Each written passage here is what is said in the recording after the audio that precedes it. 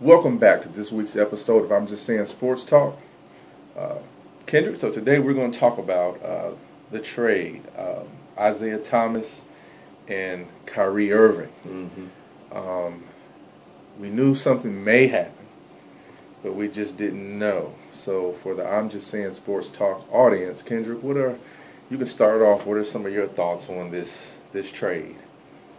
Well, as we go along through this segment, I'm sure we'll have some back and forth Right. on this. But the thing is, with the whole Kyrie, with this deal, I just see where there's no loyalty in professional sports.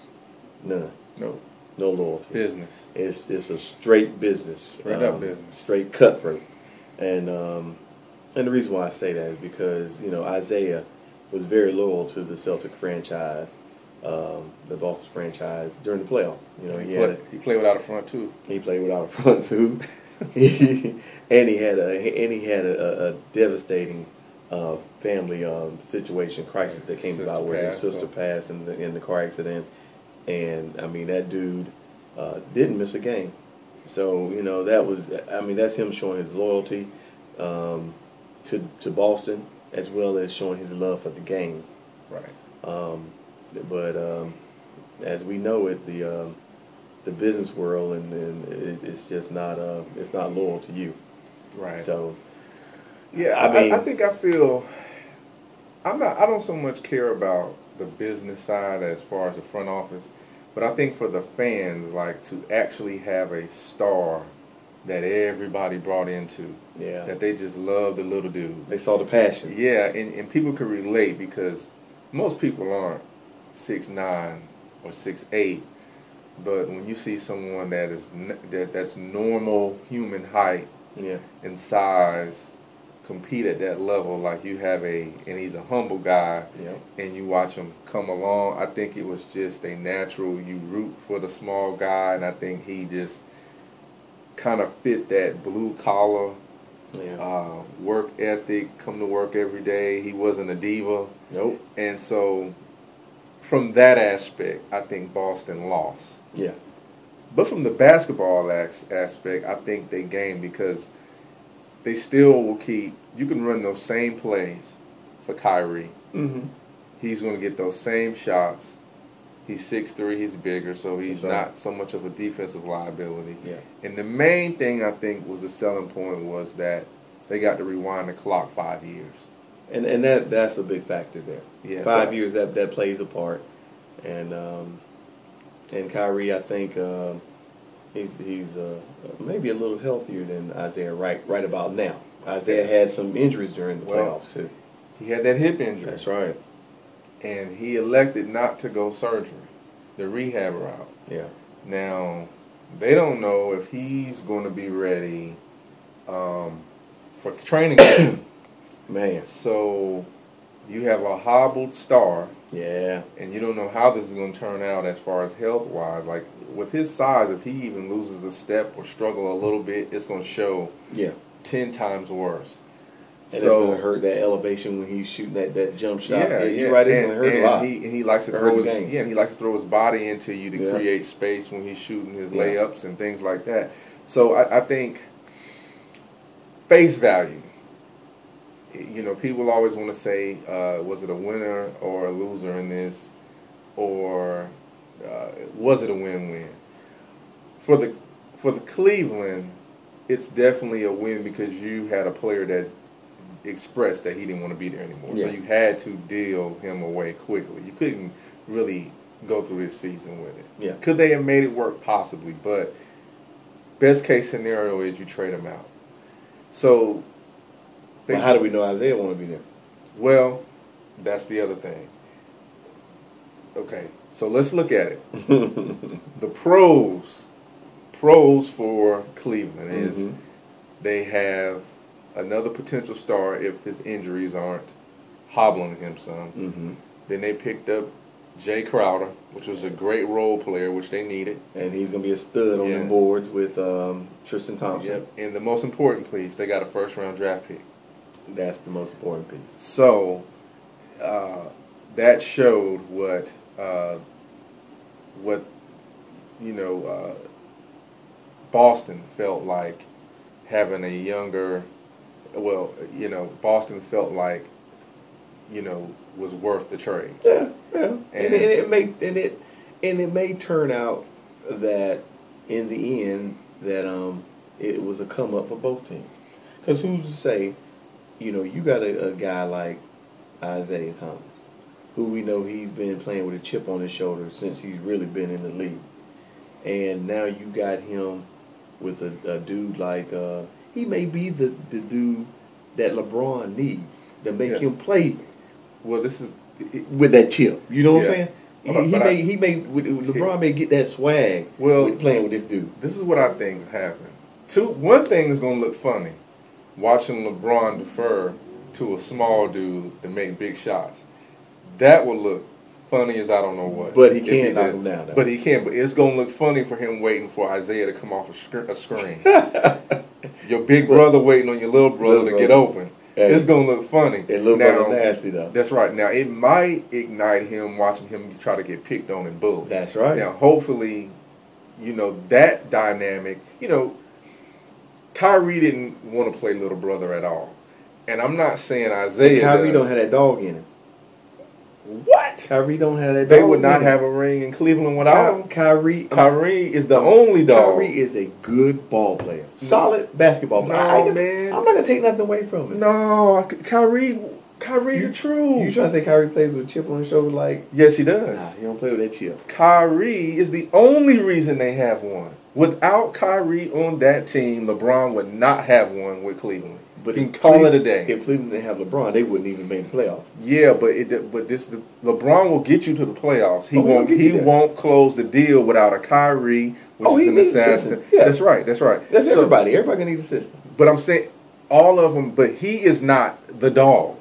LeBron is not the dog. No. Yeah. Kyrie is. Just like D Wade was for him when they were in Miami. I don't think Kyrie that dog though.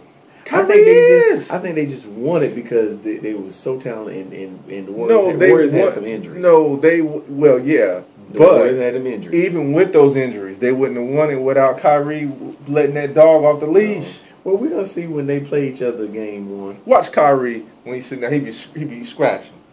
Why? Fleas on him. Hey. Straight dog. Yeah, he got no dog. He gonna get a green flea collar. Boston. Watch what Braun do to him. I mean, look. Play Boston. Boston play the Cleveland. He gonna try to play playoff basketball, but Kyrie gonna be right there too. They gonna cancel each other out. I think the X factor in that one is going to be, and this is what Boston didn't have last year. The X factor is going to be that young fella from Duke, Jason Tatum. Yeah, listen, that's going to be the X factor. Boston gonna be fine. I think this is what Kyrie wants. I think Kyrie didn't even want the distraction of this whole year being about whether LeBron gonna come back. Yeah. I think Kyrie wants to just hoop and worry about the X's and O's. Now he can do this. He has 3 years left on his contract. The last one is he can opt out. 3 years, $60 million. So he's getting paid well. They have 2 years to figure this thing out. Now we're talking about pros and cons. When I look at Boston, if all this goes right, then it was worth it. Yeah. But if Kyrie leaves after 2 years, and they've given away a first-round draft pick, a great role player, and their star, and somehow this thing, and Kyrie just says, you know what, man, I'm going to the Spurs, or something like that.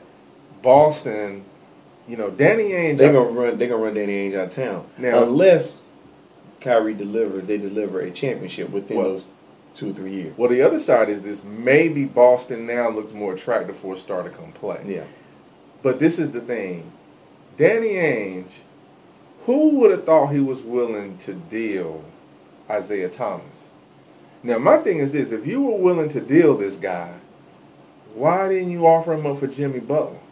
Yeah. Or Paul George? Yeah. You can keep Chris Paul. Yeah. But those two, I'm like, if you were willing to offer him up anyway, then I would have probably took Jimmy Butler over Kyrie. Yes, sir. Because the defense. Yeah, all day. So I think that Danny Ainge was kind of getting a rap for stocking, like he's got all these draft picks, Mm-hmm. and they were just burning a hole in his pocket. And so eventually people said, okay, you're great at getting draft picks, but do you actually know what to do with them? So I think now he's trying to prove that he knows what to do with the draft pick. And it's not a bad move, though. No, it's not a... The initial move of it is not that bad. Mm-mm. Put it this way, to me, the initial part of it, without a game being played, I think that Boston came out better than Cleveland. And if you look at the scoring is pretty much the same. Yeah, you know, Kyrie averaged 25, but also Isaiah 28. But also, you traded a totally healthy player for one that's still in rehab. Yeah, so off the face value of this, Boston came up. Like the immediate, the immediate. Yeah. So, But if you look at the lineups, okay, if you look at the starting lineup, who would you say have the best starting lineup? The Cavs right now, or and you got to factor in, just say you have a healthy Isaiah Thomas, or Boston. Who has the best lineup to you? This is the catch. It's hard to. I mean, of course, people are gonna say, "Oh, people gonna say, oh, LeBron in any great lineup is gonna be it." They have the chemistry; they're repeating. So just off of, if I had to bet money, I'm still going with Cleveland. We haven't seen Kyrie and what's the other new guy that they just picked him. No, I'm talking about with Boston. Gordon, yeah. Mm-hmm. So that could be a problem too. Yeah, you don't know how they're going to mesh. Yeah, so, but I'm saying with them having momentum, I'm going to still go with Cleveland, but that's not to say we don't know what this is going to turn out to be with Kyrie. But I was looking at those starting lineups, man. Cleveland, you have Isaiah, JR, Braun, Love, and Thompson. It's not bad. No, it's not bad. It's not bad for the East. Okay. Well, who do they got coming off the bench? The bench always been suspect. Well, now they do have Jay Crowder. They got a stud coming in off the bench. Yeah, that works, but they still are. That's been their problem. Yeah. Was the bench. And so the fall off for them has always been and that's drastic. going to be the same issue with Boston because they're starting five. They got Kyrie, Tatum, Jaylen Brown, Al Horford, and who's the But check this out. We're missing one. Check this out. But really in the same boat. A fall off on the bench. In the bench. That's right. So it's really going to turn out to be the two superstars. It's going to be which one will Kyrie get more out of his team than LeBron? That's what it's going to be. But who's going to be the superstar for Boston? Is it going to be Kyrie or is it going to be Gordon? Man, look, it's going to be Kyrie, but Gordon going to light you up too. Ooh-wee, yes, sir. It's going to be Kyrie because he's going to be... Yeah. But... Gordon Hayward. That 1-2 combo, listen, they're not going to let up. But the thing is, now you're forgetting how Jaylen Brown has progressed. That young fella... No, I'm not saying... They have all the potential. They really do, but they fall off once they go to the bench. Right. So, man, you never know what can happen nowadays. I like it because they have a season opening against each other. Yeah. And that's October 17th. Should be a good one. So I will be tuned in I'm watching that one. And it's almost, man, this stuff, could you write that any better? Like, is this stuff really wrestling? Man, can't write it any better. Kyrie is going to give Cleveland 40. Well, let me ask you this, too. I'm going to tell you that right now. There's been reports of there may be another star going to Cleveland before the season starts. Who? It's been talked about either D Wade or Melo. Well, D Wade, I think they're going to try to buy him out. Mm-hmm. He's washed. Yeah, if he's willing to play for about $5 million, they'll probably take him. And Melo, D Wade would be a nice one coming off the bench. I don't think the Melo thing gonna go through this Can year. you imagine D Wade and Crowder coming off the bench for Cleveland? Yeah, but man, and D Rose. Look, man, come on now. Okay, first of all, If they're healthy. If you got healthy D Rose and D Wade. First of all, the laws, the basketball guys got a rule. You cannot have 2 sets of bad wheels on the same team. But if it were to happen, if they were to be healthy, they will look like when my Lakers try to get Karl Malone and Gary Payton and all those guys, it's going to be that revisited. And they were tough, though, still. The Lakers were tough. And something going to go wrong. And they made it to the finals.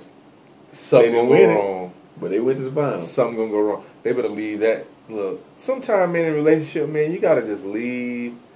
Y'all don't, they done broke up. Him and D Wade, they still cool. Boys, though, yeah. Yeah, but I'm just saying they still cordial. Yeah. Keep it that way. Like, look, that chapter over. Yeah. He gonna be helping D Wade steal checks if he do that. Oh, D Wade wouldn't be a bad one coming off the bench though, man. He gonna give you 10 points. Man. And there's some nights he might come out there and light you up. I mean, I don't dislike D Wade. I have nothing, but I just so think, you don't think he'd be I just able think to, they need to. I think Cleveland.